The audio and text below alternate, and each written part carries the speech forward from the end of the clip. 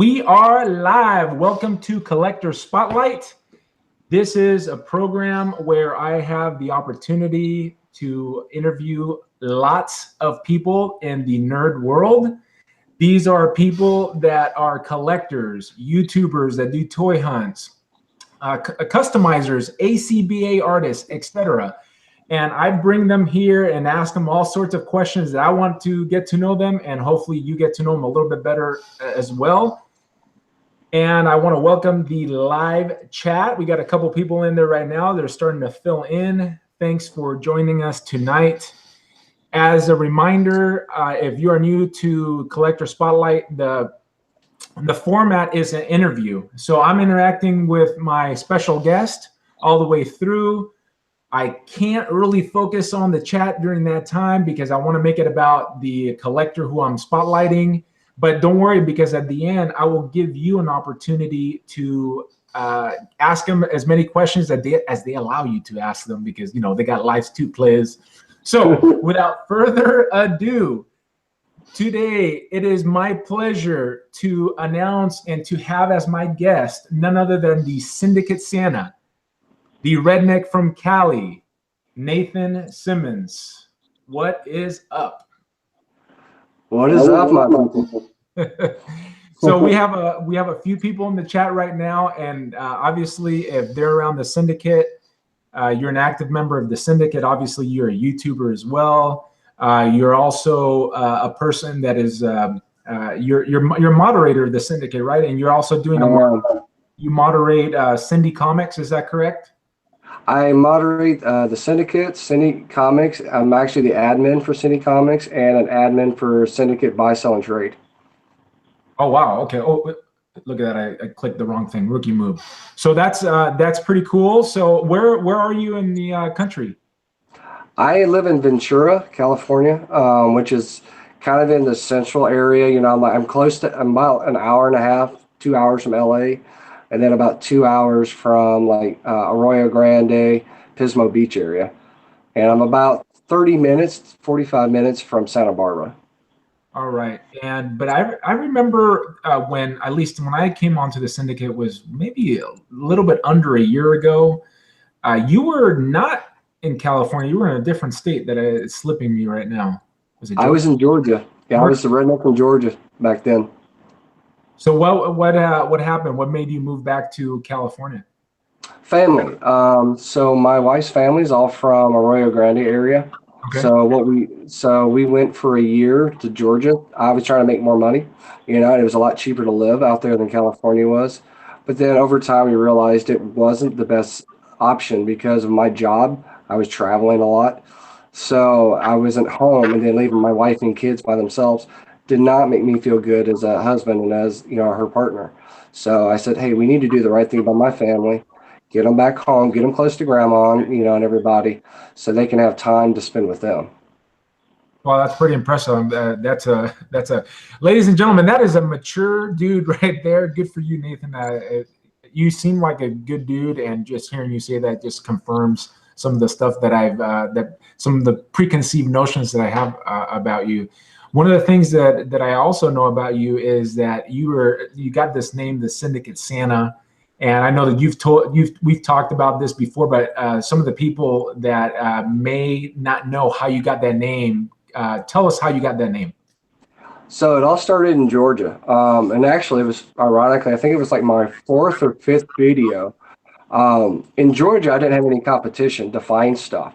So I was finding like NECA, Marvel Legends, Select, you name it, I could find it in my town. And I had the stores there. So what I would do is I would find all these things and I'd say, hey, does anybody need these things? And then they're like, I need this. So I'd send it to them, you know, and then it just kept going and going and going like that. And I ended up being one of the like distributors, it felt like, you know, because I could find anything out there because like I said, there was no competition. So that kept going and going and going. And then that's kind of how it all started.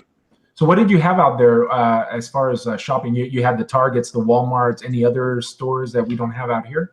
I had FYE, Books A Million, Toys R Us, Five Below. Let's see, what else we have? Tuesday Morning, I had 8 Walgreens in the area, 3 Walmarts, and 2 Targets. Okay, wow. And it was supposedly there's no collectors in the area, no scalpers.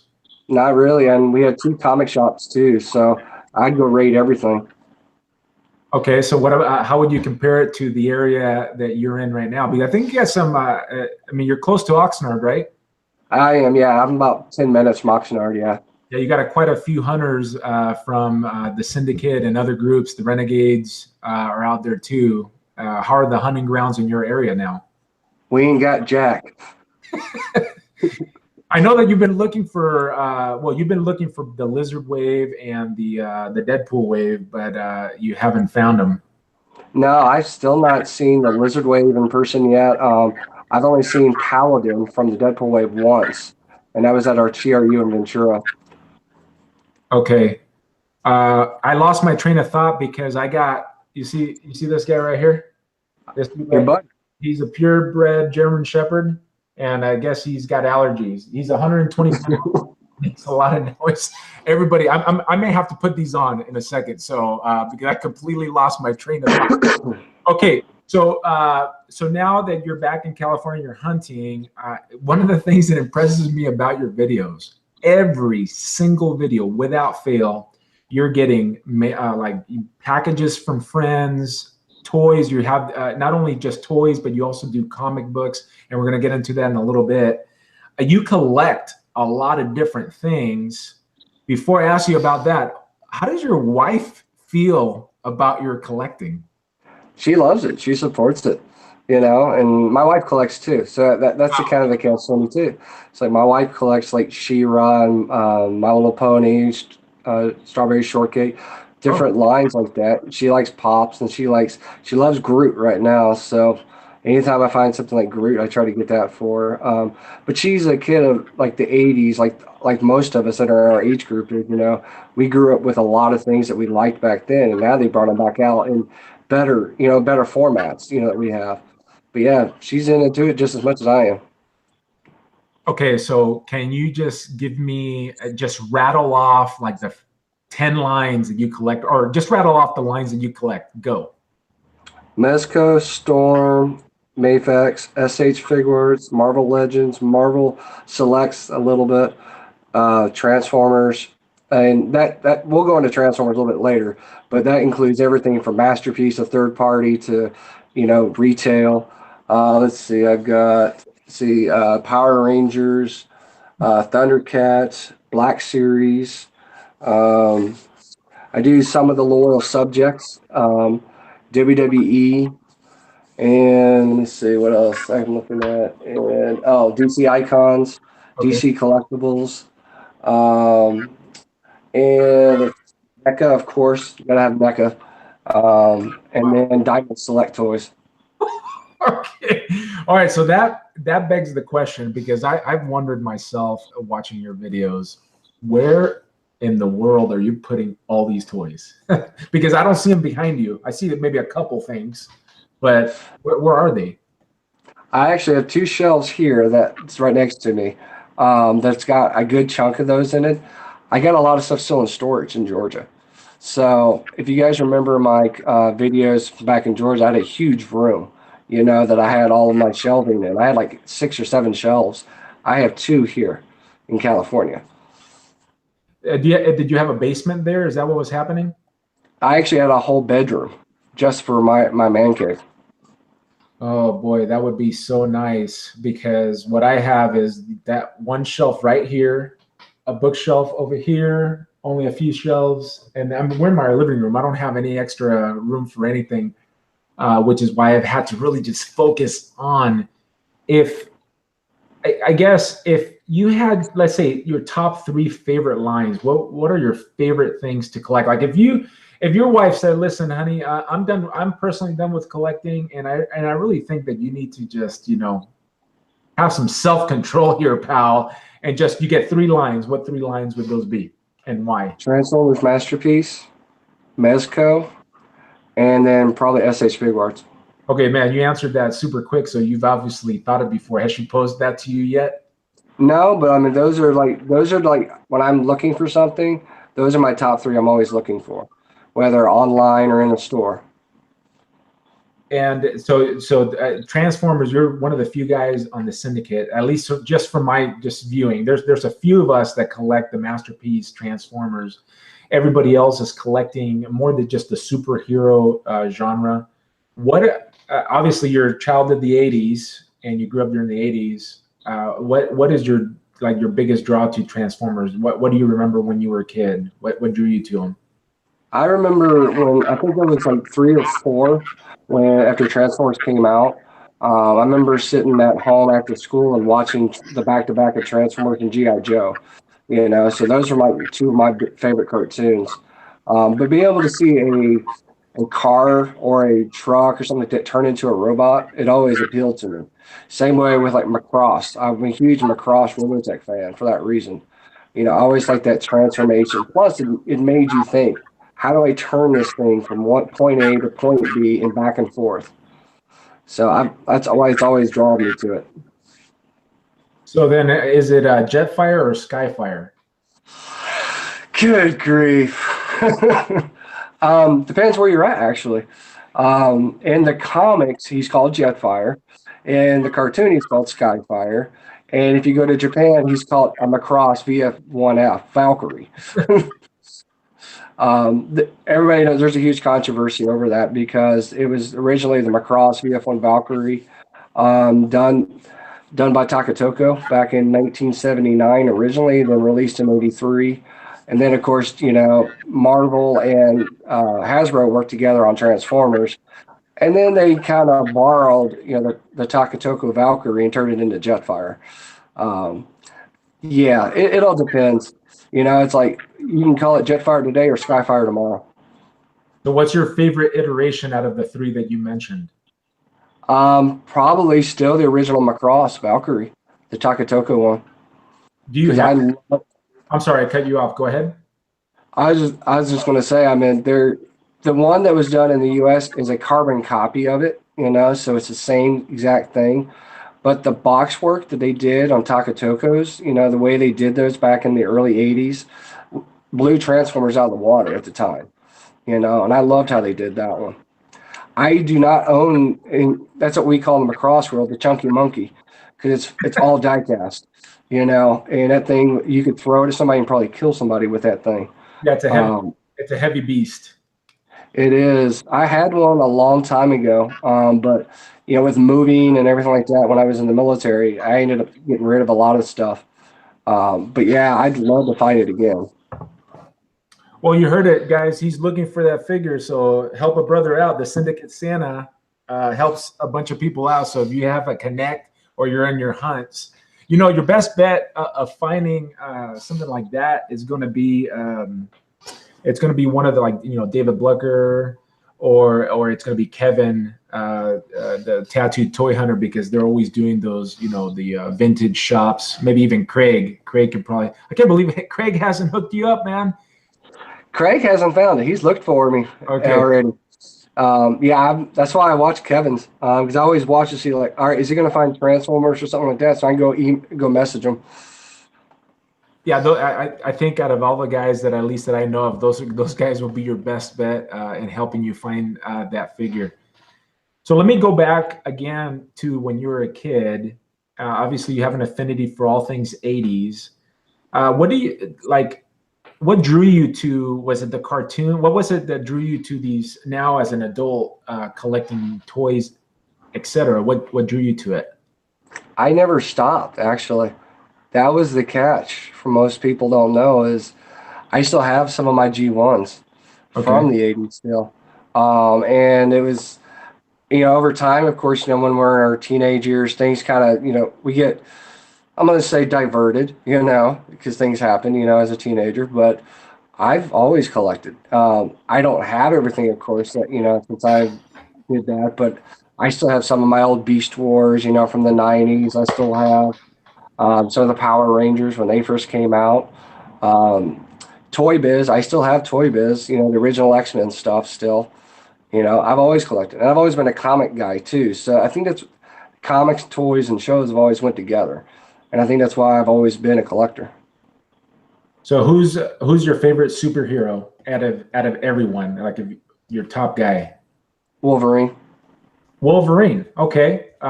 Then, man, I wish I would have known that, because then I already know the answer to one of the questions I'm going to ask you later. Do you remember your first toy or your first toy line as a kid?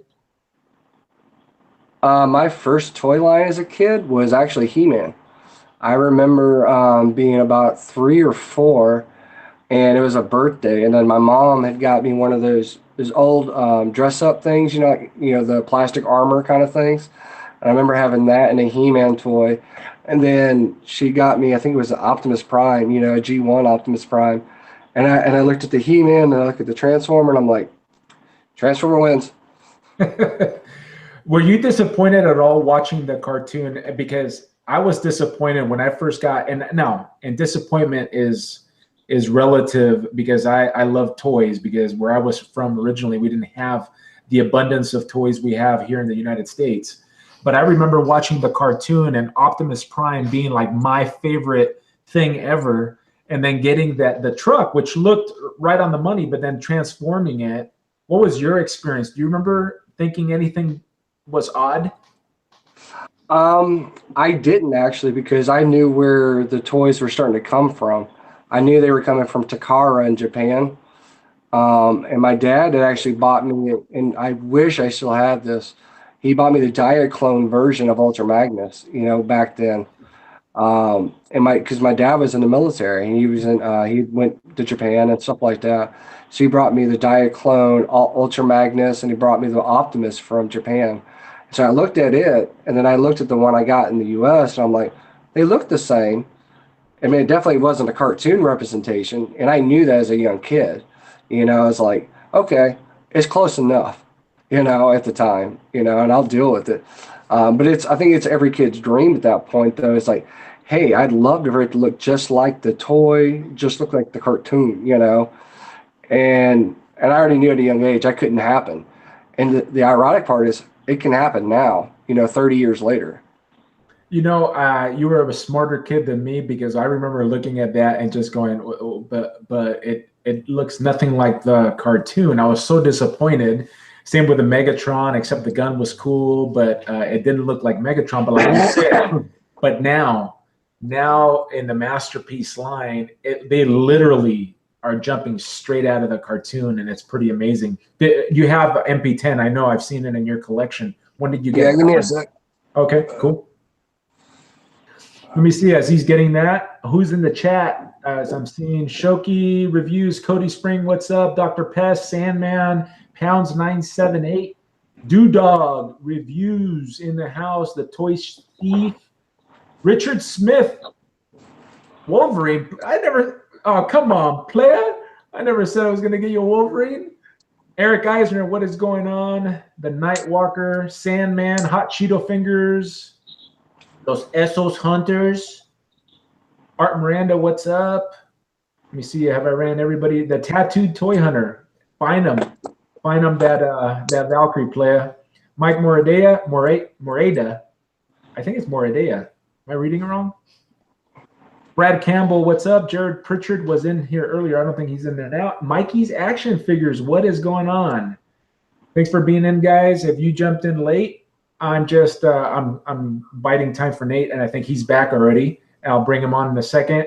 But you'll get a chance to interact with him as soon as I'm done with all the questions that I have for him. All right, Nate, you're up. Let's see that thing.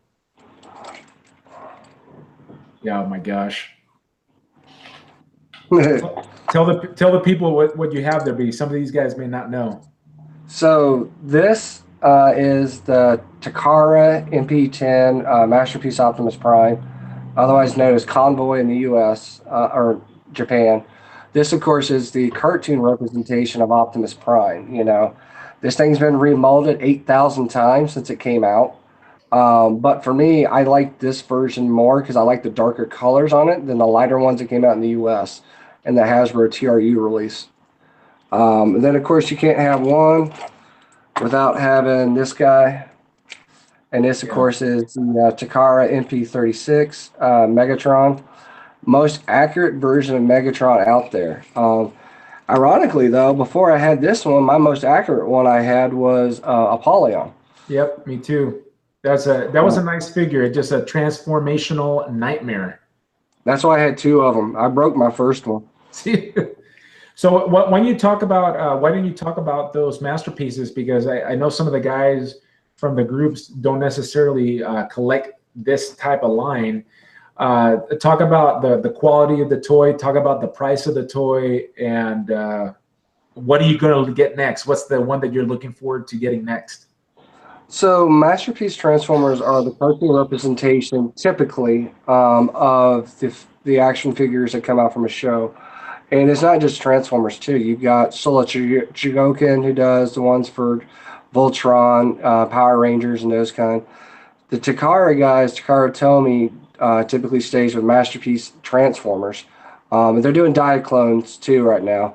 But the cool thing is like these guys are supposed to look like they just jumped out of the screen. You know, like you watch the cartoon, they show up, and these is what they look like. They ain't cheap, I'll tell you that. Like I remember when I got this guy secondhand for $89. Oh, that's a good price. Yep. And of course it was in a box and all that kind of stuff. They can anywhere go from $80, or what was it? I think the last one was $60 for the cars, to up to $80 now, all the way up to $200 depending on the figures. Like this guy, I got this one through Amazon Japan for $130. You know, and that was the first release it came out. Now it's $200+ for this guy.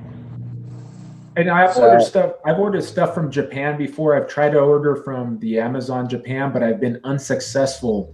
Is it that they just have, because I've tried to get it to ship to me here, and it always says shipping is denied. You know, I've always wanted to know why.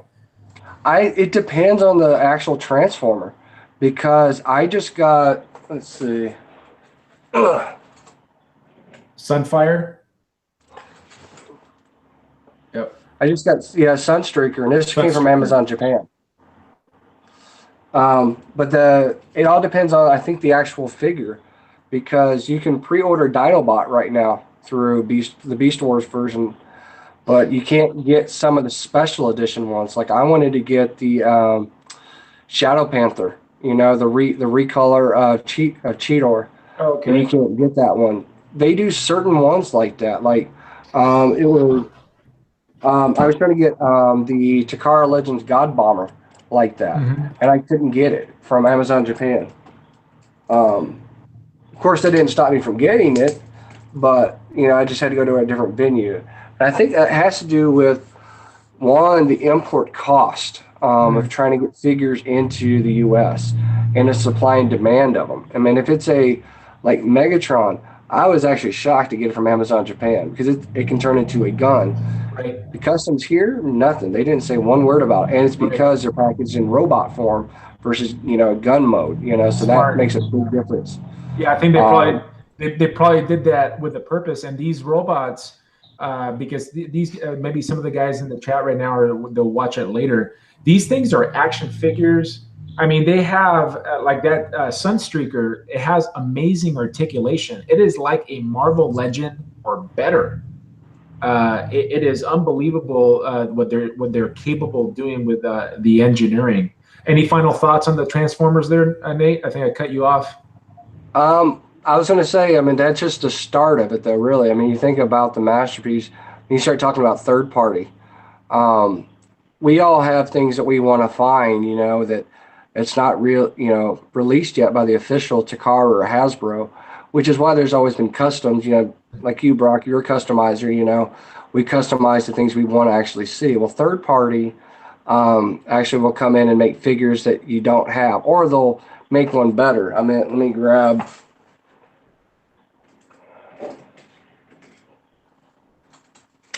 like this guy, Make Toys Media. Yeah, I love that one. This is the most comic accurate version of Starscream we're ever going to get. Yeah. And the transformation is 1,000 times better, in my opinion, than the masterpiece will ever have.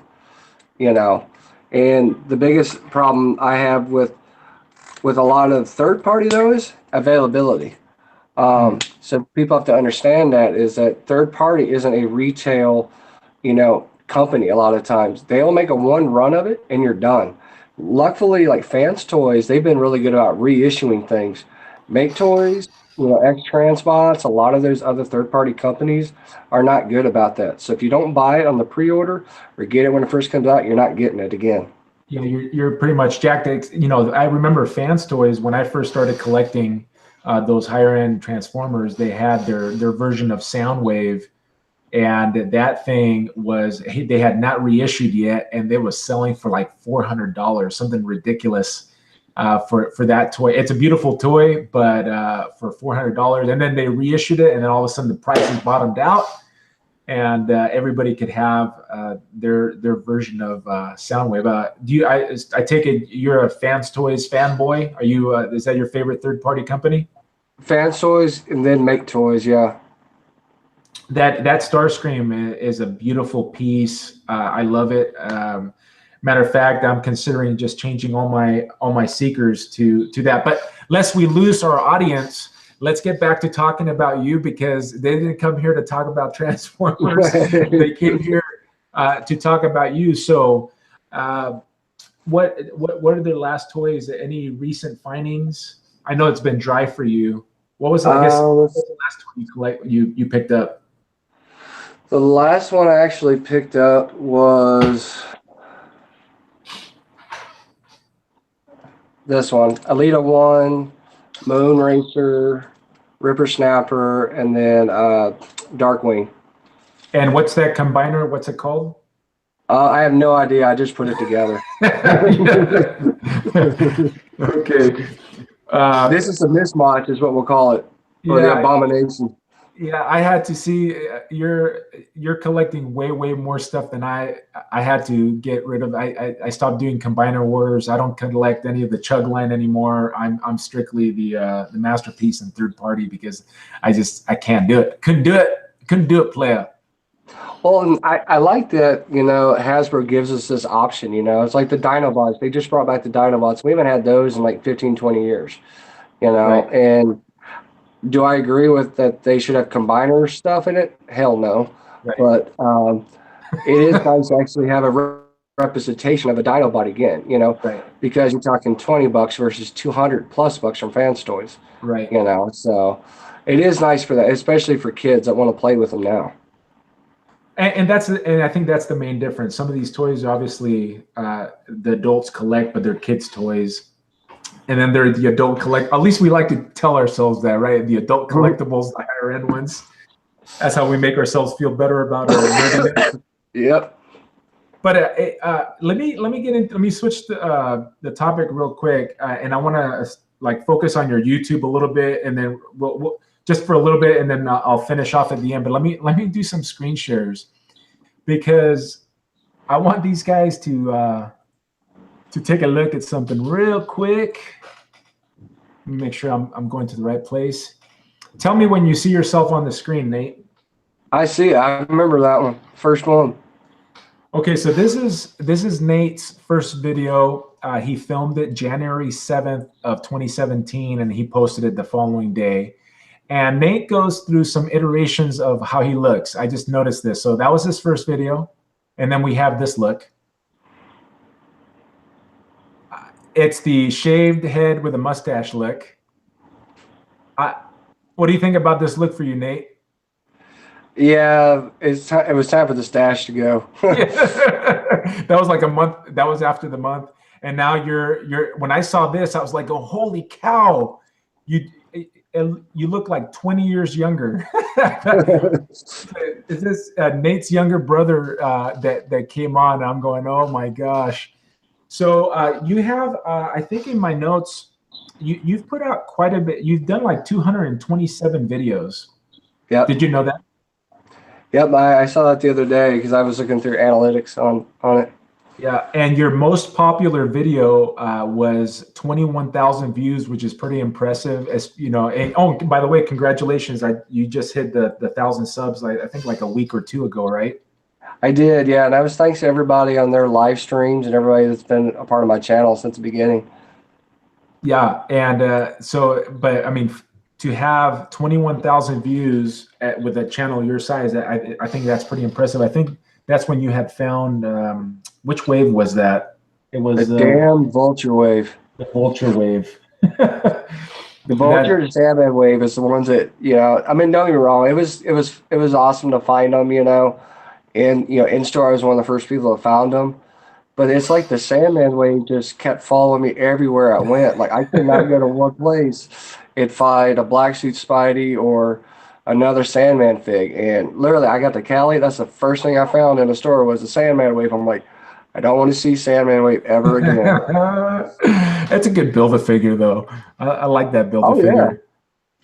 Hey, so we're talking about your most popular video is you found like the hot figures that just dropped. So I want to take a look at a couple of the hot figures around the area. Oh, wait, actually, before we get to that, I found this picture on Nate's page. And if you guys thought I photoshopped this tiger in, I did not Photoshop that tiger in. I just left them in color and I put the background in black and white. He is sitting next to a friggin' tiger. Could you please tell me about this? So I actually went to Thailand, I think it was like 4 years ago, and they had a tiger reserve out there. And you're able to go in and actually see the tigers, feed them if you wanted to, and help out there. So I did some work out there as a volunteer. How scared were you? Dude, I was shitting my pants. I was afraid that he was going to come over and eat me. Let me stop sharing because I just realized something. I forgot to click on the picture. So these guys probably never saw these photographs, darn it. Let me try that again. One more time. So in the event you guys didn't see, this is the picture that we were just talking about, this tiger.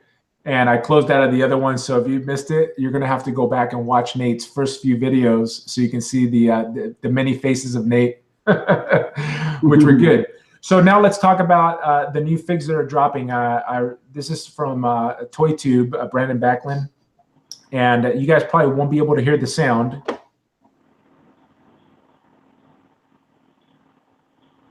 And he found a case of Thanos.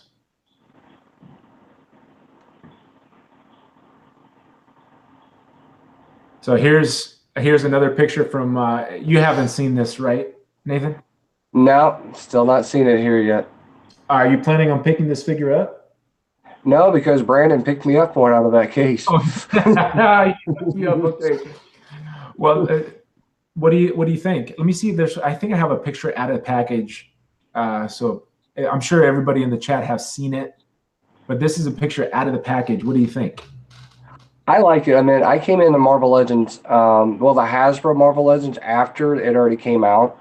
So by the time I only saw like a couple of the Build-A-Figure pieces to it.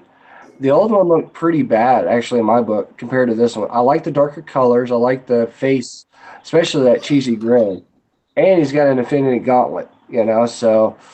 But I do think that Hasbro needs to change how they're doing things, though, because this is the same thing they did with that Build-A-Figure group that we got last year at TRU. Yeah. It's kind of a disservice to the fans who are buying the wave. And then you can just go get the bath later down the road, a year or two later. So, I mean, I'm happy to get it. Don't get me wrong, because I need a Thanos. But at the same time, I wish Hasbro wouldn't do these kind of things. Yeah, I hear you. I'm not too big of a fan of like this Build-A-Figure, but it definitely looks better with the color choices. I completely agree with you with what you're saying. I mean, it's a marketing. They're marketing and they're trying to make money and they're maximizing their profit. Those guys know what they're doing, but the adult collectors are wise to it. I like the colors. I saw James Dew was on earlier on, I think it was Instagram that he was live where I saw him, and he was repainting a 12-inch Black Panther into a Killmonger. He was going to customize it. And he was using a gold that I think if they would have used the gold that he was using, this figure would pop even more, because I really like that blue. And I don't think that's paint. I could be wrong. I think that may just be plastic that they're I, putting these it, together. it looks like plastic to me. I mean, you can definitely see the paint on the face. I mean, I won't know until I see it in hand, of course, but it Right. looks like that shiny plastic like they used to do years ago. Right. I mean, I like the blue. I think the blue looks good. I think it's they may have used the same plastic on Death's Head too, maybe.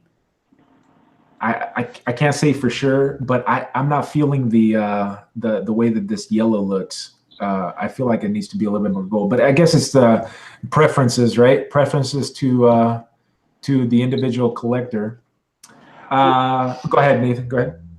I was gonna say, I mean, this reminds me of the, when we had Warlock and Infinity watch Thanos, that brighter yellow color, like on the covers, The Mhm. gold one is the ones I remember seeing like in the 70s and 80s, when he first showed up. No, that's true. That's a good point. I just thinking about the whole the marketing tool. I guess the other side is, well, I didn't always collect Marvel Legends, right? So I came in at some point in time, and I remember I wanted that Ares, the Build a Figure Ares, but I couldn't. I wasn't going to pay that much money for it, so I ended up customizing it, like making a custom Ares. But so let's say somebody that doesn't want to make a custom, when they put out this most recent Ares, it's giving the new collector an opportunity to get the figure again. So I guess there's the they're marketing geniuses because there's Hmm. completionists. People are going to buy everything that they put out. But then there's also it's a new collector that's coming in and wants that figure that it's kind of like a reissue. Like when you think about Fans Toys reissuing some of their Transformer figures, this is Hasbro's way of reissuing one of their figures. Not that that previous Thanos was very popular though. I don't think it was. Well, and it's good and it's bad on both sides. I mean, it's good for like the new collectors that are coming into it to get the figures. Right. But we all know why Thanos comes out right now. He's coming out because Sure. of Infinity War. Sure. Um, but I mean, it's one of those things like you wouldn't know what's going to come down the pipe if you didn't see it. Like if for example, like if I knew Thanos was going to come out as a figure, just like this, a single pack, 2 years ago, then nobody would have bought the whole wave back then. True. So it's one of those things that you only know what you know. Um, and what's nice is like with the way social media is like, we see what's at Toy Fair, we see what's at SDCC, we know what's at NYCC now, because the pictures go viral within like a matter of minutes once somebody's there and sees it. So Yeah, speaking I, of Toy Fair, I almost linked a couple of pictures, but let me. What are you looking forward to? Since we're talking Marvel Legends, let's keep it there. What's the Marvel Legend that you're looking forward to the most out of Toy Fair 2018? it's going to be the Jim Lee Wolverine and Sabretooth. Yeah, those figures do look good. For me, it's going to be Doc Ock. I don't have a Doc Ock in my collection, and that one is pretty neat. Yeah, Uh, I Go like how ahead. they're giving us characters like that. It's just I wish they would listen to fans though. Like for example, they already said that the Doc arms don't have bendy wires, so you're gonna have to like move them around to get them into that pose that you'd want to. I wish Hasbro would go back to bendy wire on a lot of things. That way you can do configurations. I know they did it on Mr. Fantastic, Well, but it. yeah, that's a perfect segue. They obviously there's a couple of figures like the Omega Red that's coming out that has tentacles that they completely should have had the bendy wires. And I'm a little disappointed, but for me, I'll just see it as a canvas, and I can upgrade the figure. But there's going to be people that can't and don't want to upgrade a figure, and they could have done it. I don't know. It's I guess in my opinion, it's a missed opportunity. Maybe it's a cost thing for them. I don't know. But speaking of bendy wires, are you completing your Fantastic Fours with this Oh figure? yeah. Actually, I want to get four of the Mr. Fantastics, and there's a reason why for that. I want to build the Fantastic Four with Hulk, Ghost Rider, Wolverine, and then have another one for the actual Fantastic Four set. Wait, you mean have different displays with them, or what do you mean build? So in the comics, Fantastic Four had kind of got captured. So they came in with a step in Fantastic Four, and it was Ghost Rider, the Hulk, Wolverine, and then there was one more character. I'm trying to see if I got it. And so I want to take and make two versions of Fantastic Four, the original and the stand-ins. Okay. Do you have by any chance the old Mr. Fantastic, the one with the elongated torso? No, you're talking about the Toy Biz one. Yeah. Remember when we saw it at Frankenson's there with the guys, and I didn't pick it up that day. Yeah. How much was it though? $15. I wish I would have got it. What? The one with the wait? Are we talking about like we're talking about the really tall one? It's the 6-inch Toy Biz one. Because I know they have. There's two. There's a couple. Or I mean, I may be thinking about a Marvel Legend, like an early Marvel Legends, right after like post Toy Biz. But I know there's one that looks phenomenal. If I would have seen it for $15 that day, I would have picked it up. If it's the one that I'm thinking of, because the one I'm thinking of usually goes for like 50 or $60 on eBay. Yeah, the one when we saw there was it had the one like hammer hand, and then it had another arm on it. I don't remember. I'd have to look it up and see it. I don't remember seeing it when we were hunting that day. I may have not been with you. So here we go. I just threw this in there because this is the figure that I want from this wave. I know you're looking for the lizard figure wave. Has this even hit our area and it just hasn't been found? What's the deal? Do you know? No, it hasn't showed up in our area yet. I mean, I've looked at Walgreens, Targets, and everything around here in Ventura and Oxnard area. Still has not shown up. But used BrickSeek and looked for it, right. And still nothing. Well, I used BrickSeek and it was showing up on Walmart. It's showing up, but it's they don't have any in stock. Not yet. But this is a sweet looking figure. But anyway, the final thing before we stop screen sharing, I was gonna. This is Eric Eisner runs open box shots on Open Box Mafia. And what they do is they do it's just like a picture, kind of like Syndi-Comics. I was gonna put the Syndi-Comics, but I think George was still working on it, and I wasn't able to put it for this one. I'll probably show it next week. So these guys were the winners. Oh, it's funny. Look who was in first place. Eric Eisner. That's odd. Fancy Eric. Fancy seeing Eric #1 on his own contest. I don't know about that, but this is I just want to run through the pictures and show everybody pretty cool shots. This is a little bit of ACBA or toy photography. This is they don't have. I don't think Eric's doing the like super strict rules of ACBA. Maybe he is. I don't know. But there's the winning shot. That's a pretty cool picture. Very appropriate for the Black Panther. I like this shot, man. Paul, that's a fantastic shot. That's good. Who did this one? Was it Dante? Yeah, Dante did this one. Pretty cool shot. All these are really good. I love these pictures. Another great picture. I like the mini New Mutants 9080s reading. Yeah, he's reading about himself. I love it. So ACBA, do you do any ACBA by any chance? A little bit. I suck at posing figures. Most of my synthetic display. I'll do some like Transformer stuff because that has articulation, but like my Marvel Legends, I'll put it like in a little bit of pose just to so he's not just standing up straight, and that's about it. But the only the one I did recently was this one. Let me see. Here. Hold on, let me bring you back up. Sorry.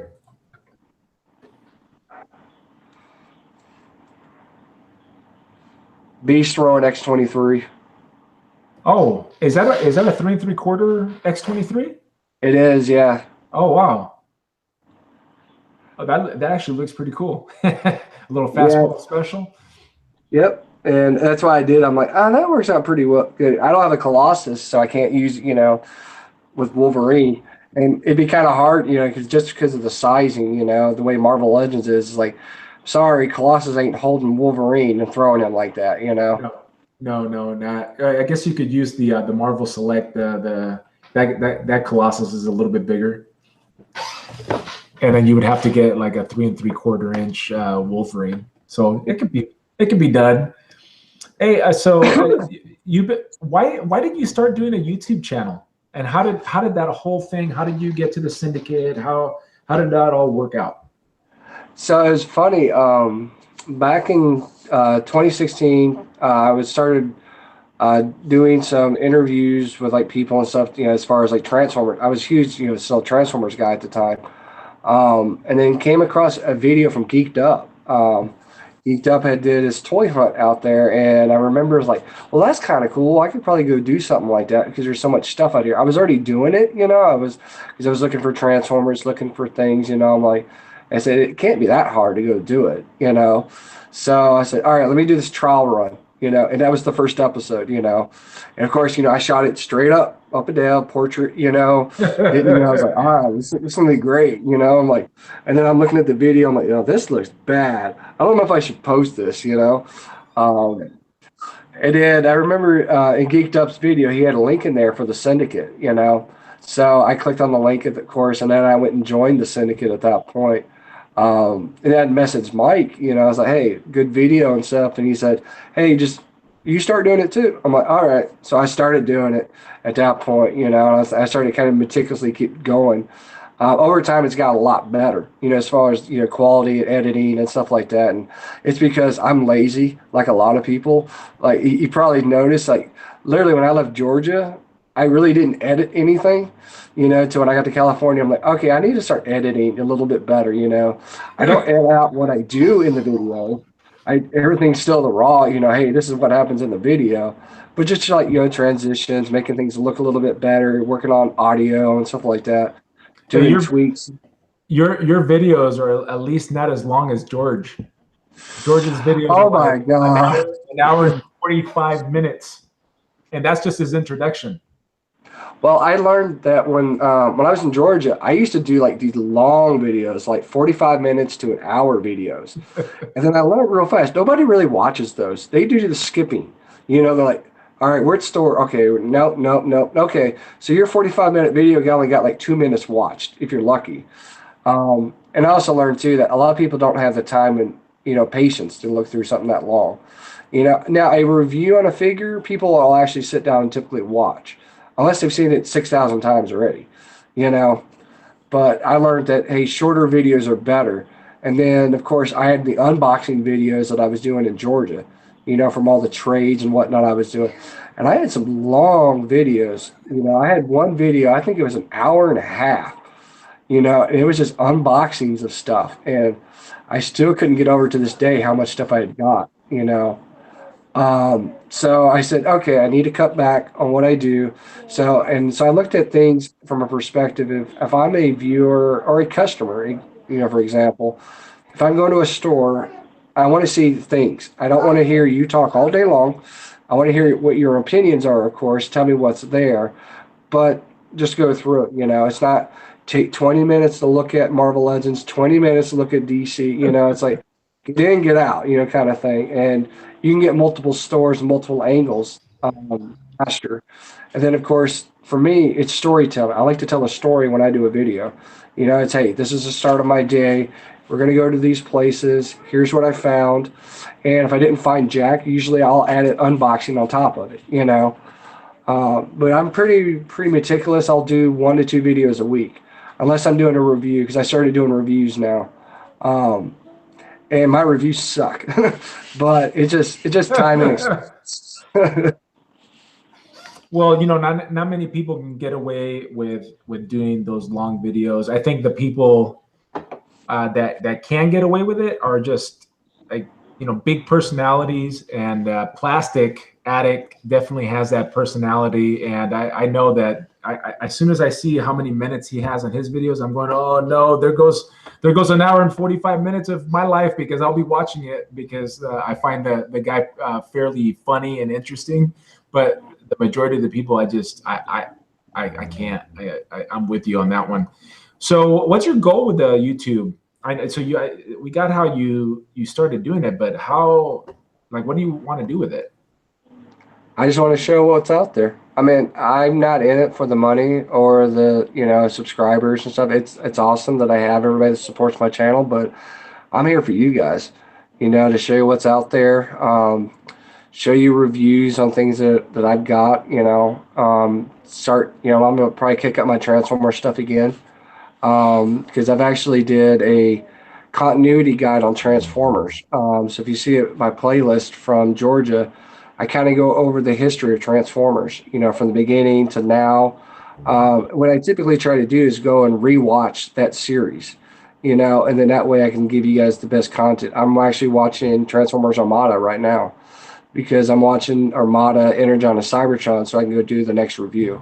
And those cartoons are not an easy watch. I think the first one's pretty good with Starscream. He's actually a pretty good character in one of those. At least I remember him being a good character on those, but the other ones aren't that easy to watch from what I remember. Yeah, Armada is definitely easier to watch than Energon. And it's kind of hard because I watched Cybertron when it was actually Galaxy Force in Japan, and I knew at the time Galaxy Force wasn't part of that trilogy. So I knew it was a separate storyline. But then, of course, in America, all of it got combined together into the Unicron trilogy. So it's kind of that give and take. So it's one of those things. It's like, all right, I'm gonna just slough through it, get through it all, and then I can have a better opinion of it. Especially since I haven't watched these in 10 years. My opinion of it, just like a lot of us fanboys at the time, like, this is awesome. This is a great show. We got a new Transformers show. This is amazing. But then you start thinking about it over time. It's like, nah, not so much. It's like the new Makima or Machinima, whatever it's called. They did the Combiner Wars and Titans Return web series. Those are horrible. I mean, those are just plowing right horrible. Thank God Peter Cullen showed up.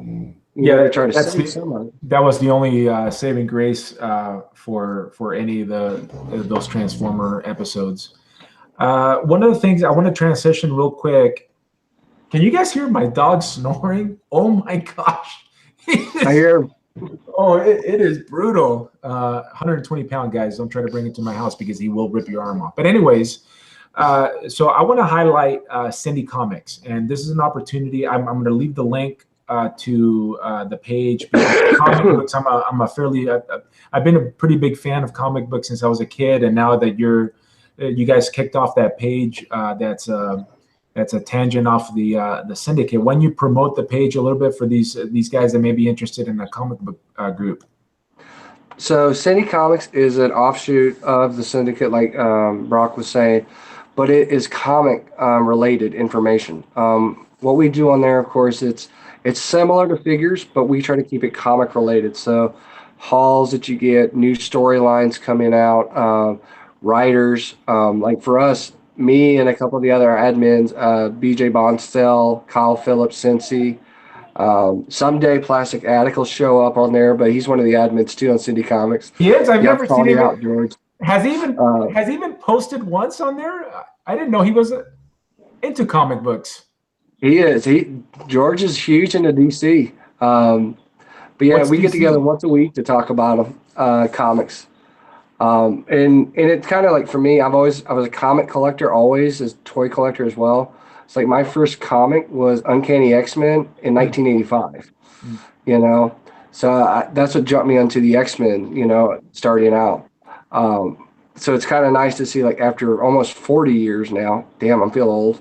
Hold on a second. How old are you? I am 36. Okay. I'm almost 43. Now, how does that make me feel? It should make you feel better. But you said I feel never mind. Hey, so when you picked up that comic book in 1985, who was the writer and who was the penciler? Chris Claremont was the writer at the time, and it was I want to say Lin Wen at the time. Lin Wen. Okay. Because they were in the outback in Australia. So I remember seeing, because it was ironically, it was the Wolverine on the cross, cover. Oh, I You haven't. know, I don't think I've seen that. yeah, it's an old one. I remember because I had that one, and then my mom got me what was that? Detective Comics. It was a detective. It was an old Detective Comics where Neil Adams was the artist, and Danny O'Neill was writing. Who? So you obviously collect comic books because every single week I see a haul. I don't know. Do you keep all those things or do you pass them on? I've kept them all. I mean, ironically, I'm probably sitting on over 10,000 comics. Gosh. How many? So how many of those long white boxes do you have? A I've got thousand? three here, and then I've got about seven more in storage. Oh wow. Okay, so do you have any comic books that? Oh, well, actually, I know that you have them graded because I saw you mention something recently on the page about the website you like to use for grading comics. What's your top graded comic that you have? Let me get it. Okay, cool. All right. As he's going to get that, let me see what's going on in the chat. I saw something about at the corner of my eye. Every time I'm drawn to the word Cuban. How many Cubans do we have up in here? Oh, Fig Life Miami's here. I'm here. Who else is here? Any other Cubans in the chat? All right, I brought a stack. Oh, yeah, he's back. We'll talk about Cubans later. All right. So before I show you the Grail I got, Okay. I'll All show you right. some of the other ones. Some of these old ones that I have. Um, this is from the UK. This is the Transformers from the UK from the 80s. So this, of course, was the reprint of the US version in the UK where Simon Furman was in charge of it. And this is 1987. I remember those.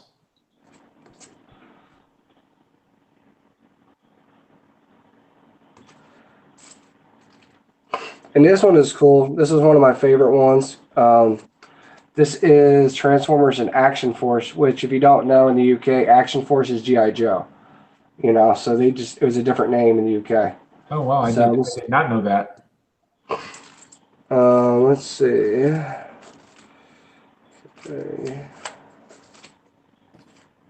Okay, so this was one of my grails I finally got. Incredible Hulk 182. This is the third appearance of Wolverine. Oh, wow. Who's the guy that has the Hulk in the chokehold there? That's the Hammer. The hammer. His name, yeah, literally, it's Hammer and Anvil.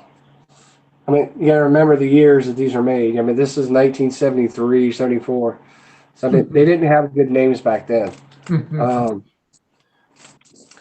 and then, let's see. This one I've had for a long time. Awesome. Very I've nice. got 5 copies of this #1. So Why I'm five? also, this was the first Wolverine comic I had ever got. So it's really, I mean, I got the first issue when it first came out. You know, so it's like I always loved that cover. And Uh, that's graded at 9.4. How much does that comic book go for? About 130. Oh, Um, Joe.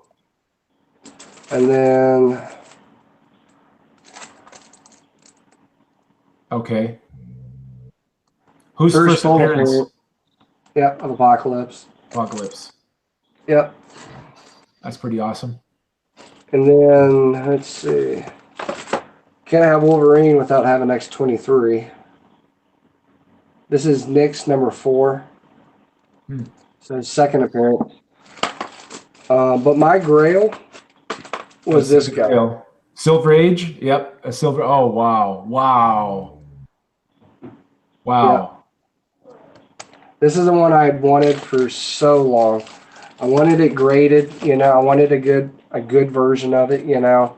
Um, and I finally got it on, you know, through a sale. And and ironically, Facebook has been one of the best things about it. Because I was able to work on comic auctions with guys. Got that off of a comic auction, you know. in a graded format of that book, we're talking $1,100-$1,200. You know, so to find it and get it for 20% of that cost, 20% of that cost Oh, is wow. amazing. Wait, you paid 20% of the value of that comic Yes. book. Well, all right, all right, all right. That is a phenomenal deal. What a cool comic book, man. Now that's the kind, is that a museum grade plastic? Like, will it protect it No, from like UV? it's just a CGC holder plastic that comes in. Protect that sucker from the sun. It looks like it's got pretty good color on it. It does. These all stay out of the sun. They sit down in my last shelf on one of my bookcases, underneath everything and like flat like that, away from the sun. All right, so these guys right here in the chat, let's say they've never read a comic book before. Out of the current series, if you had to give them one comic book to read that it's a must that it will hook them into reading comic books, which one would you recommend? Can I pick three? Sure. Collector Spotlight is Nathan Simmons. Go for it. I would read X-Men Blue. I would also read Redneck from Donny Cates out of Image Comics. Okay. And it's one of my favorite series, even though it's starting to lag a little bit now, because it's just been so many issues. I loved how the kickoff was in that book. And then the third one would have been DC Metals. Okay. That storyline is phenomenal. Yeah, it's pretty darn good. You know, and that's current lines. I collect everything from Golden Age till today. So there's a lot of back stuff, that I would definitely give recommendations for. Okay, well, there you have it. 3 lines. I haven't heard of that redneck one, so I'm going to have to pick up one issue and check it out to see if it's just not because he's in love with it, because it's got his little nickname in it. But actually, you recommended another one that I picked up, and I can't think of it what it was, but I read it and I thought it was good. Maybe it was Metals. Probably was Metals. Maybe it was. I think it was Metals, because Metals is really a good storyline. That's been a fun read so far. I think they got. How long is that going to go to? It's almost done. They've only got like 2 issues left. Okay. All right. Yeah. The issue. I'm trying to think. Is it 15? Is it a total of 15 of them? For some reason, I got that number in my head. Yeah, it's like I think 15, 16 issues total with all the crossovers and little one shots with it. Yeah. But yeah, I'm excited to see it end, because it's going to be a great storyline after the fact to see what happens after. Like the Terrifics are showing up after that. Terrifics #1. So I'm excited. That looks good. Yeah, the Terrifics look good. Image #1 came out, and that was an awesome book. And these are all spin-offs from that, from Metals.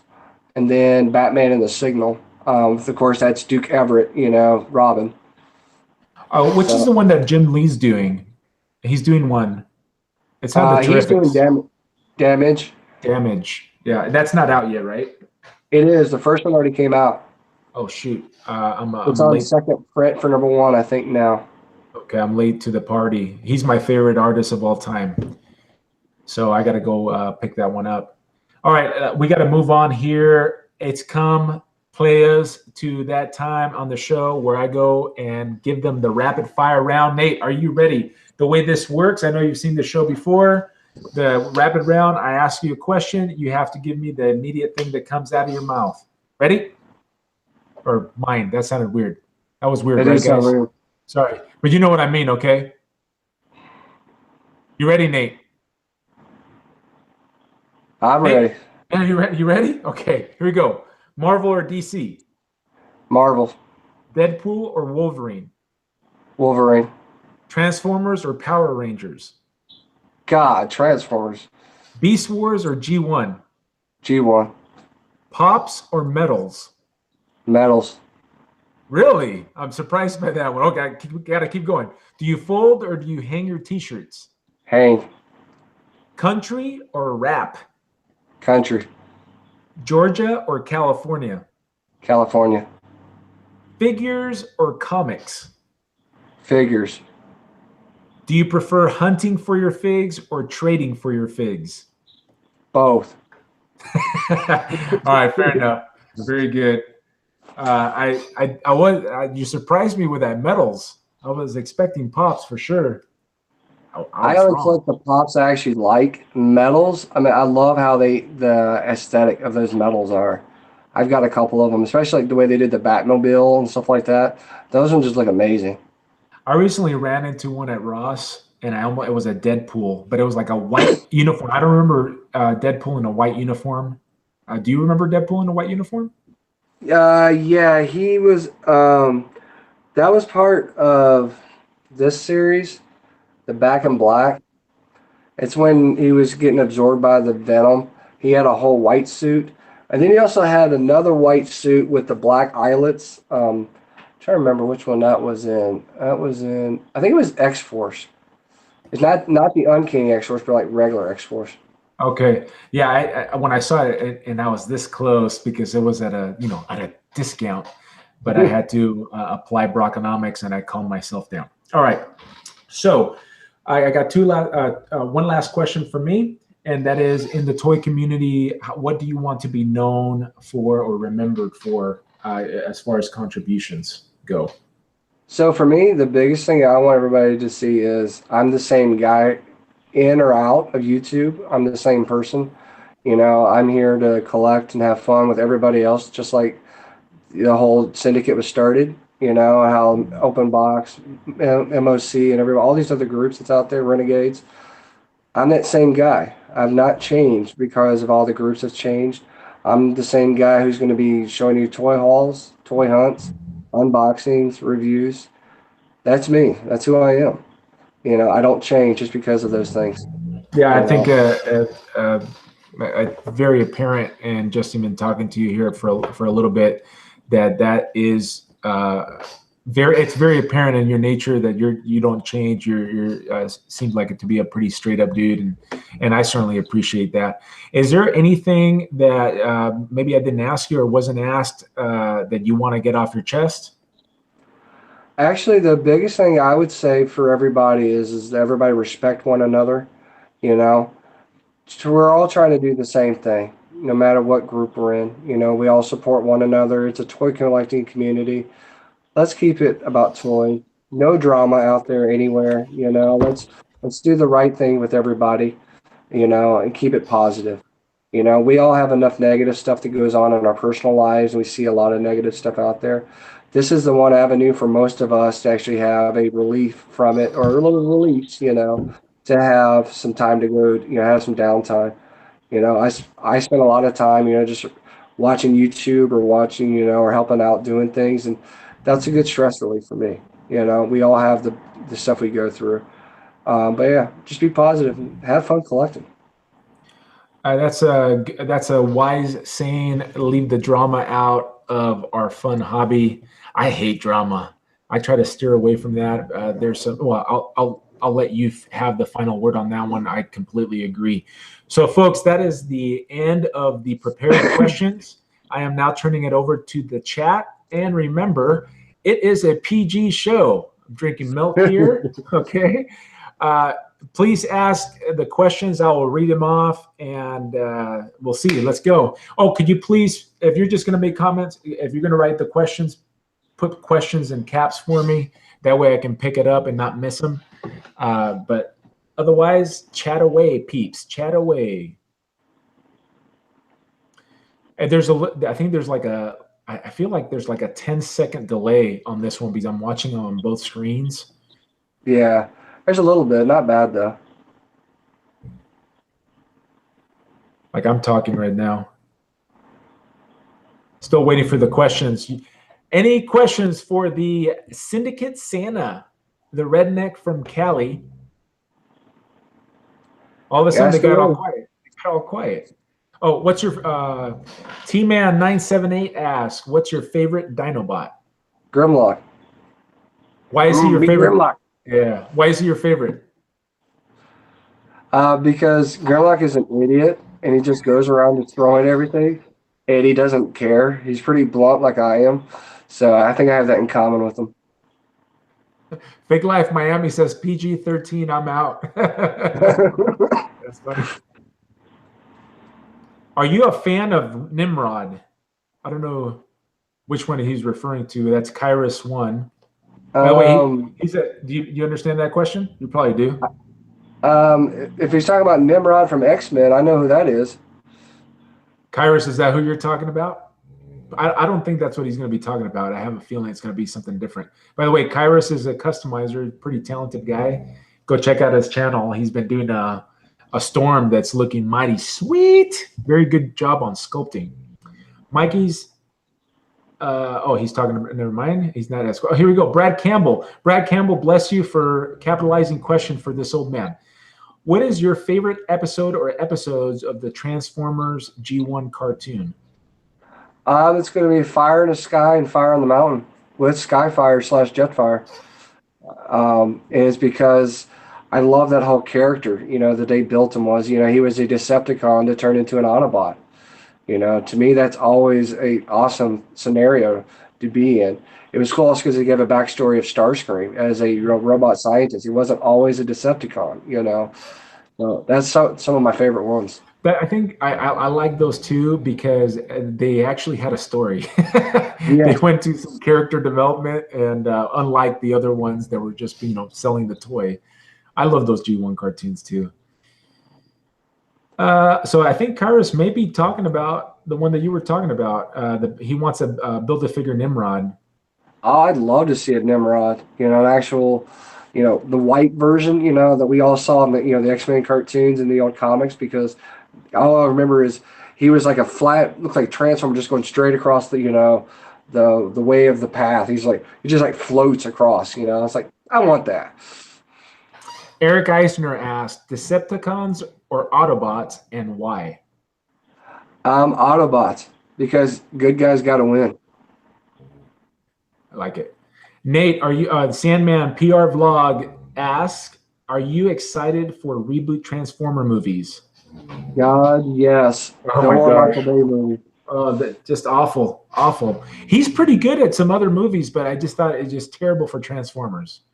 I think after the first two movies, they should have stopped and had a different director. Agreed. But he was bringing in millions and millions of dollars. Brandon, Master Transformers Collector, asks, what is your favorite Transformer? Favorite Transformer is Rodimus Prime. Rodimus Prime. I saw that you have a carry. That's a pretty nice figure. Yeah, I love that. I missed out on it. I ended up getting a KO Rodimus Prime, which is kind of like a customizer redid the, you know, the bad joints and all that stuff. It's okay, but I like that carry one. Nightwalker asks, what is your favorite legend other than Wolverine? Favorite legend probably would be Deadpool. Which version of Deadpool? This one. Because I love the weapons and accessories. I kind of like the one that's coming out in this last the Sasquatch. Pretty good. The 90s style one with the butterfly joints. Once I get it, it probably will become my favorite one because I love the 90s Deadpool, you know, and the cable, you know, that's in that wave. But just the, you know, the sheer problem that he doesn't come with any guns, that's kind of an issue for me. Yeah, that's where you're going to have to go and add, get additional cast. By the way, Kairos, while I have you on here, I messaged you a few times. Sorry, Nate, I got to ask him. Can you please give me the link to that blue stuff that you can cast weapons? What he just said made me think about it because he actually knows of this material that you can, for whatever, you have the bazookas from the previous release, you can actually cast it yourself, and then you can reheat the other material and keep using it for as many weapons as you want. I heard him talking about it. So put the link in the chat, player. Nightwalker asks, I already got that. Here we go. Dr. Pest. What's one of your holy grails? So you have your comic holy grail. What's your toy holy grail? I want the G1 Fortress Maximus and a box sealed. And you really? Just to keep it in the box? Yep. All right, fair enough. To each. Because I've got. That's going to be an expensive Grail player. That is an expensive toy. Well, I've got the Grand Maximus, and that was my Grail for a long time. For a long time, and then I took it out of the box, and played around with it in the Pretender shell and everything. So I was like, okay, I really want the Fort Max now. Yeah, I remember going, and that's the toy that you were looking for when we were hunting out of Sons. Let me see. Oh, okay. Plastic Addict says shots fired. I'm not sure what he's referring to. Something must have happened. That's the problem. We're talking here. They're all having a great old time in the chat. I was telling George earlier, I was like, sometimes I'd rather just be in the chat because the chat are fun. Let me see. Brad Campbell, do you guys hear my dog snoring? Tyson. Roll over. Oh my gosh. Like that's amazing. Brad Campbell says, I love those episodes too, Nate. The first season of G1 cartoon had a stronger continuity, but overall the G1 series was great. T-Man978 says, how would you bring the X-Men into the MCU? Good question. Scarlet Witch. I would have her pull in a parallel universe, sort of like how she did House of M, in the comics, where she built a new parallel universe, and then that would be how the X-Men get introduced into it. But she's not that powerful in the MCU yet. It doesn't. Yeah, but it doesn't take much, though. I mean, you think about it. It didn't take her much to go nuts and do it in the comics either. It's true. Brad says, I absolutely hate the B4 movies. He only saw the first one. Oh, you missed out, Brad. At least watch Revenge of the Fallen. At least see Jetfire, show up in there. It's nothing like watching an old Jetfire guy show up. Right. Michael Dotterman asks, you're in charge of producing a comic book movie. Who's the hero? Who's the villain? Oh, well, if it's a movie, it would have to be Wolverine, of course. The villain is going to be Sabretooth. They've not had a full-up, dragged-out Wolverine versus Sabretooth yet. We got some hints of it in the original X-Men movie. We saw it a little bit in that crappy X-Men Origins Wolverine. But I would do an actual real storyline of like Wolverine and Sabretooth, but set during a time frame where Silver Fox was around, where they first met up. Thank you, T-Man. My wife isn't here. Thank you for taking her place just for this one thing. I missed Plastic's question again. Plastic asks, if you were a fig, where and what store would you want it to be sold at? Would you be an exclusive or a regular release? Okay, if I was a fig, I'd want to be in a comic shop. I wouldn't want to be in a retail store because that means that you actually go to somewhere else and just retail for hunting. That means you're actually going above and beyond, and that also means that you got a little bit of time to go look at comics as well as look at figures. Nice. Nightwalker asks, what's your favorite 80s cartoon? That's easy. That's Transformers. George says, how did Brock miss my question again? I used It's not that easy, okay, George? Let me see. I'm scrolling, guys. I'm scrolling, okay? T-Man wants to know red eyes or blue eyes for Grimlock? Blue eyes. Blue eyes is more comic accurate. Or cartoon accurate, not comic accurate. Red eyes is toy accurate.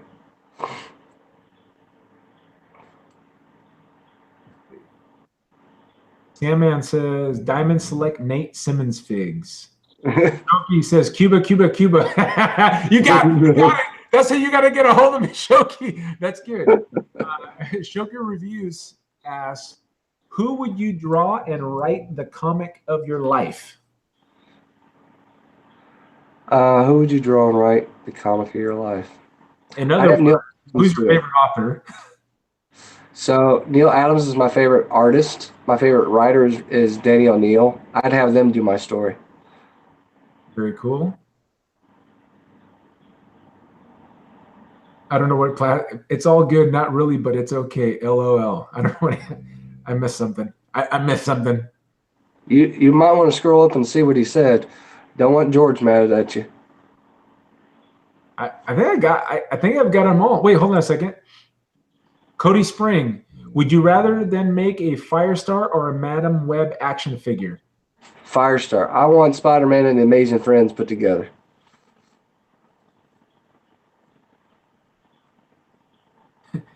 Cody tried a different technique to get a hold of me, and he put question marks, and I completely missed it. Not my strength, guys. It's not my strength. I had two questions way up there. I missed Shoki's questions too. Sith asks, "Will you ever stop collecting?" No. Are you sure? I might. I will probably like tone down. I'll probably at one point where there'll be like certain things I collect, but I don't think I'll ever really stop collecting. Michael Dotterman, has anyone ever seen G.I. Joe versus Transformers comic? Yep, I have them all. I've got the original four. I've got those ones from the '80s. They actually came out in I think it was Dreamwave did it for a while, and then IDW did it again. Um, I would love to see a movie of that though. G.I. Joe versus Transformers. Really? You Yep. want to see The Rock and No, I want new actors, new everything. I like The Rock. I think he's pretty good. Uh, No. Dr. Pest wants to know, are you looking forward to any cons? Uh, what is it? What am I looking forward to? Cons, like Comic Cons or Oh, cons? uh, so not this year probably, because we just got too much going on with my kids in school and everything. Probably not going to make it to any this year. Got it. Kyrus comments, Bisley, I think. It's not Bisley, is it? It's Bisley, and Jim Murray are great artists too. Eric's laughing at me. It's this wheel, guys. It's the wheel. I'm scrolling. I must have missed Brad's something because they're laughing. Jose Cordero asked, "Would you buy Transformers if they went back to the old series again?" Well, have you seen his collection, player? He buys all sorts of things. Just go I still buy reissues. Transformer in there. I mean, I went back a lot. Like when all the reissue G1s came out, I bought a ton of those. I see. I'm kind of mixed. I have mixed emotions about collecting those G1s. I started to do it, but then I said, forget this. So I have some of my original ones, and then one that my wife got me, a Soundwave. I couldn't do it. I don't know why. Well, it's like for me, I only got certain ones. It's like there's so many you can get. From G1, and they reissued so many of them. So it's just like, okay, it can be overload on how many you can get. And you know what? And they priced them too high too. I think that I remember they released the Jets, and it was just like $70. I'm like, come on, man, give me a chance. Maybe that's The ones that came out good was you might remember Takara came out with these book collection versions of them, and they were freaking awesome. They had like a pull out pages and stuff like that. And you could actually get a binder to put all the stat sheets together. And they were, I think, like $50 to $70 each. I think the highest one was 100, and that was Optimus Prime. And that's because it came with a binder to put everything into it, which made sense. But what you got though out of them was the toy, any accessory that came with that figure, and the variations that came with those figures. So, like example, Hot Rod. Hot Rod came with his Target Master and all of his guns that he had as a normal Hot Rod in the U.S. Hey, this is pretty funny. Sandman asks, if Nate was gonna be made into a Marvel Legend, what reused body mold would be used? Probably have to use Kevin Smith. That's not a Marvel Legend figure, though. No, seriously, out of Marvel Legends, probably a Punisher. Punisher, yeah. All right. Plastic asks, what's your favorite comic book to read? Favorite comic to read? It's always going to be an X book, probably.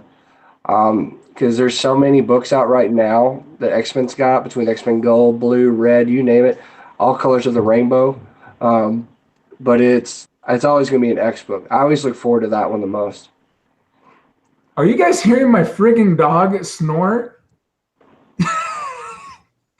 I can't concentrate. It's part of the reason why I'm missing the questions. Nate, can you hear my dog snoring? Dude, he saw some serious logs back there. Oh my gosh. Dude, hey. Tyson, wake up. Thank you. Holy smokes, pal. I couldn't concentrate. Sith asks, what are you planning on doing with your collection? Passing it down. Okay. So, you have one son, correct? I have one son and two daughters. Are your daughters into this stuff? Oh yeah, they love looking at it. Yeah, mine just, they're nice. They love it. All right. Mike Mordea asks, if you were a superhero, what powers would you have? A healing factor. That way I can always, be healed. Nice. And flight. I'd love to fly. I thought you said fart for some reason. I could do that on demand. Yeah, that's not a superpower. That's a natural power. Shoki says we need The Rock and Marky Mark together again. Come on, man. Okay. Now my other dog's over here wanting to get into the picture. Can you make Tyson stop snoring, please? Thanks. Fig Like Miami, Star Wars versus Transformer. Would you like to see something like that? Say it again. Star Wars and Transformers. They kind of did it already. The crossover? They did it in toy form. Oh. They had the Star Wars Transformers crossovers, and they looked horrible then. So it would do even worse on the big screen. Yeah, I think you're right. That'd be kind of brutal. CGI may be cool. If Hasbro, Sandman asks, if Hasbro was going to make Nate into a Marvel Legend fig. Oh, okay. Well, I already got that question. So I caught you. What's your favorite DC figure? That's a question for Plastic that I'm asking on his behalf. He didn't know he was asking, but I'm asking it for him. Favorite DC figure? Yeah. Or character? Well, favorite DC character is Batman. That's easy. But my favorite figure I have is the Play Arts Kai Batman. I have. I mean, just the articulation alone that it can do. I love that figure. And that's the only one I have left from Play Arts Kai. Would you like to see a Green Lantern and Transformer crossover? God, no. Takara, let me see. I think that was in reference to something else. I thought that was Campbell says, I thought that was Brock passing gas. No, it's my dog. Do you believe in aliens? Oh, yeah. In a heartbeat. You got all these planets in the solar universe, there's no reason why there's not something else out there other than us. We're not the center of the universe. Well, I'm an alien. Ain't that the truth? It's truth. Truth. From Cuba, an alien. My citizenship is not of this world either. Just hashtag Christian. Shout out. I'm still looking for, okay. Nightwalker asks, is that an independent day question? Possibly. Cody Spring, how do I get a hold of some of these KO or third-party legend types of figures? eBay. Yep. eBay is notorious for selling KO Marvel Legends. And I'd got one and didn't realize it. I had bought the Pizza Spidey, the regular version, and got a KO of it at the first version I got, and didn't realize it because, ironically, its articulation was better than the original version. Really? It had tighter joints. The butterfly joints held up a lot better, and it actually could hold the pizza without dropping it. So you actually like it? Yeah, it was actually a better figure than the original version. There's a guy on eBay. I ended up buying a KO Aries. Veil Spark is his name, and I know that Unboxing Art has purchased quite a few KOs from him. Speaking of that, I think he's supposed to send me that Spidey, that KO Spidey. Shoki, See, go ahead. I was going to say, I wanted a KO Jubilee just for that reason. Because there ain't no way you're buying that Jubilee wave. Oh, heck no. That's so expensive. You can customize a Jubilee. I bet you Kairos probably customized. He does. I mean, he's doing an amazing job on that Storm. Seriously, go check out his channel. You'll see what I mean. Definitely. Asks, how hype would you be for Dark Knight's DC figs? If they do like the Batman Who Laughs, like all those Batmen that they have in DC Metals, I would probably be flipped out over the world because I love that design they did of those guys, especially the Devastator Batman. I mean, who would not want that figure? Yeah, it looked pretty awesome. It was penciled very well. It just would you want DC to do the fig though, or what company would you want putting out those figures? Mezco or Mafex one. Yeah, Multiverse, no. Now, DC Collectibles or DC Essentials, which replaced Icons, they might do okay with it. But like a Mezco or a Mafex, they would do it justice, I think. Jose Cordero asks, what's your opinion on some comic books going back to the original numbers? That confused the heck out of me, by the way. So, little background on what happened. There is an event called Marvel Legacy right now going on where they took all the issues of a certain book, let's say Thor, for example.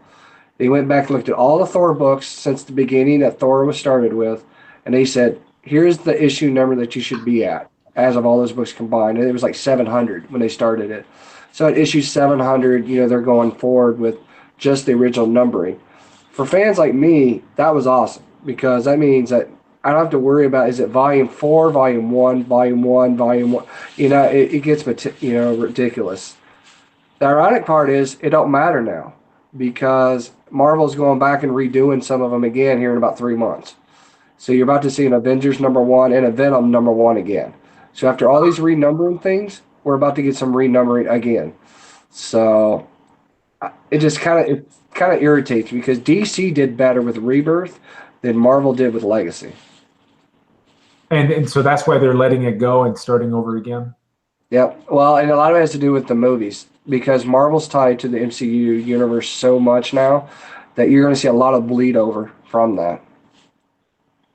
That's going to confuse. I'm going to have to ask you questions so you can fill me in because I'm going to be lost in the numbering again. Kairos asks, when do you think we're going to get an MP Devastator? We are getting one. Fans Toys will get it to us in about 15 years. Well, I mean, Toy World put out a Devastator. There's been some companies that have done it, but I think he's referring to Masterpiece, the Masterpiece line. It actually is going to depend on how Fans Toys is, because Takara has been not producing figures that Fan Toys have went above and beyond doing. Look at their Sovereign, they did for Galvatron. I mean, if I was Takara, I wouldn't put out another figure like, Galvatron to beat it. Now, the Megatron, they knew that they could do that. They could put out MP36, and it was going to blow everything else out the water. Yeah. But once Fans Toys puts out a figure, it's like, I don't need a real one, real one per se. Right. Man, I would love to. Well, how much do you think that's going to be? The Fans Toys Devastator. I'll probably want to. Well, seeing as most of the other ones, like Toy Worlds, was $90 to $100 each for each limb. Mm-hmm. So you're talking $500 to $600 probably. So it's going to be more expensive than their Omega Supreme. Oh yeah, easily. That's unfortunate for me and my Brockonomics, but I am on black right now. I will be when that comes out. But think of it this way, though. You can budget for one of those a month. You can get one Fans Toys limb because they're not going to come all out at the same time. True. They're going to be like a month to 2 months in between. So you can budget for that. Very true. And that's what I will do because I do want a Devastator. I passed on that Omega Supreme, though. I did. Let me see. Yeah. I couldn't do it. I had to have it. Where do you have it? Where is it? It's up here on my top shelf up here. All right, so that's a danger up there. That you have it secured to the wall, or Oh, yes. how did you secure it? Did you put like what did you do to it? How'd you secure it? It's a rope, and I put it into wall anchors. Yeah, but it's like 10 pounds, right? It's heavy. That thing's heavier, than I think. At the time I got it, it was heavier than one of my kids. Let me see. Ask Nathan a question using all caps.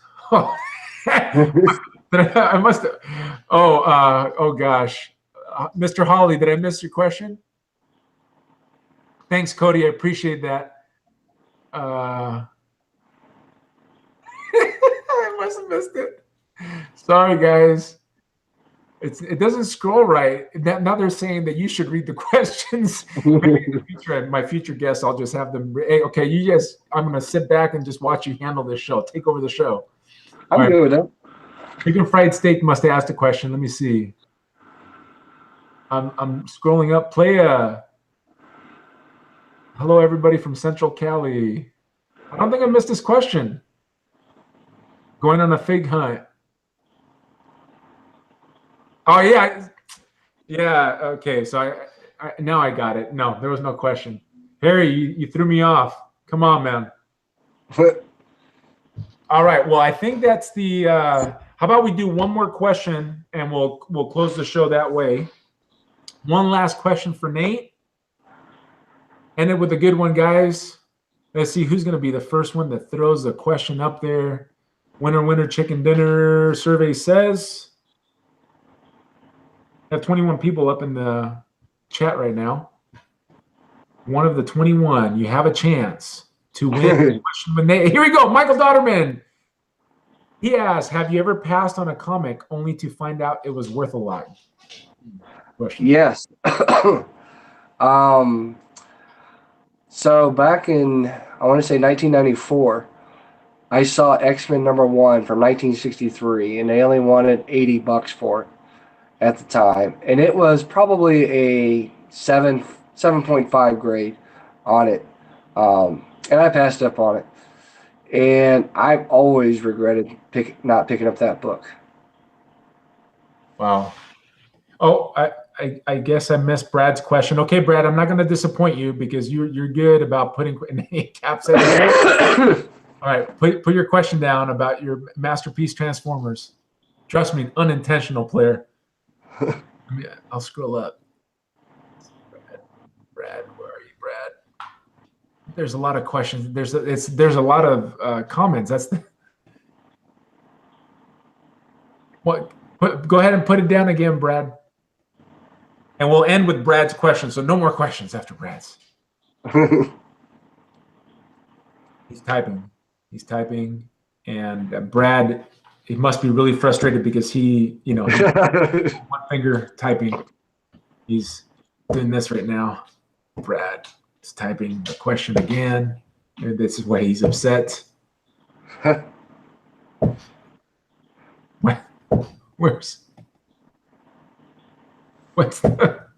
Come on, peeps.